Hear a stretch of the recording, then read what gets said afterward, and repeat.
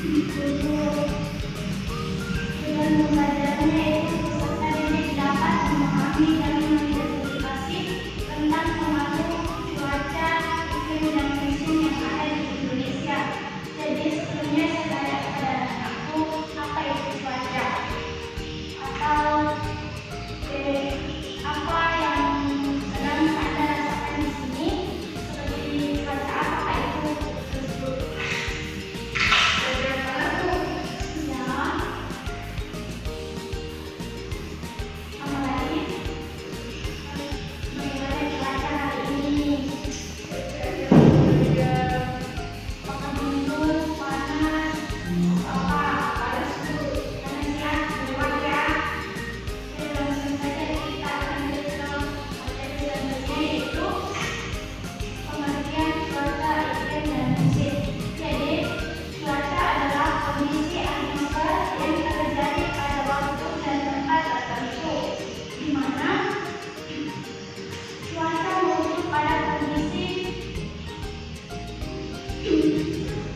Pada kondisi atmosfer yang terjadi dalam waktu yang relatif singkat pada wilayah yang sedikit, sedangkan untuk musimnya adalah periode waktu tertentu yang ditandai dengan adanya nilai unsur atau fenomena meteorologi yang dominan.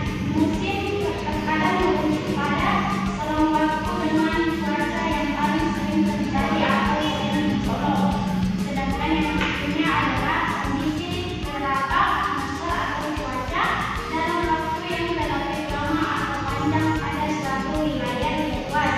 Iklim juga mengatur menyaksikan seperti kebiasaan cuaca atau ciri kecuacaan yang terjadi dalam suatu tempat atau suatu daerah.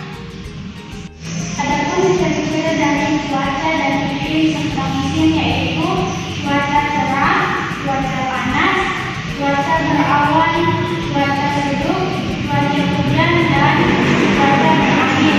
Kemudian jenis musim ada yang bilang musim dingin, musim panas, musim semi, musim gugur, musim hujan, dan musim kemarau.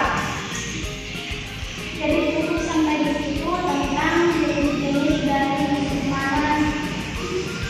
Selanjutnya kita mengarah ke manfaatnya. Jadi sedikit banyak manfaat tentang cuaca dan iklim yaitu terdapat dalam 5 bidang, yaitu dalam bidang pertanian, dalam bidang komunikasi, dalam bidang transportasi, dalam bidang pariwisata, dan dalam bidang industri pemanfaatan. Sedangkan untuk dampaknya yaitu kalau dampak dari musim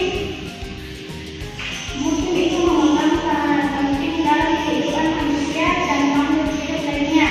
Peran penting dari musim yang bisa kita lihat yaitu ketika musim hujan datang akan membuat tanaman sekitar kita menjadi subur. Namun ketika musim hujan terjadi terus-menerus, maka hewan-hewan akan rentan terkena penyakit atau bahkan musim hujan bisa juga menyebabkan adanya banjir, longsor, atau yang lainnya.